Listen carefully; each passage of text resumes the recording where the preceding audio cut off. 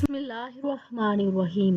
زینب T V کی طرف سے میں آپ لوگوں کے ساتھ بہت ہی پیاری ویڈیو شیئر کرنے جا رہی ہوں کہ مغرب کی اذان کے وقت کی دعا حضرت سلمہ رضی اللہ تعالیٰ عنہا فرماتی ہیں کہ نبی کریم صلی اللہ علیہ وآلہ وسلم نے مجھے سکھایا تھا کہ مغرب کی اذان کے وقت یہ دعا پڑھ لیا کروں: اللہم ھذا اقبال لیلکا و ادبار و نہارکا واسوات دعاتکا فاغفر لی۔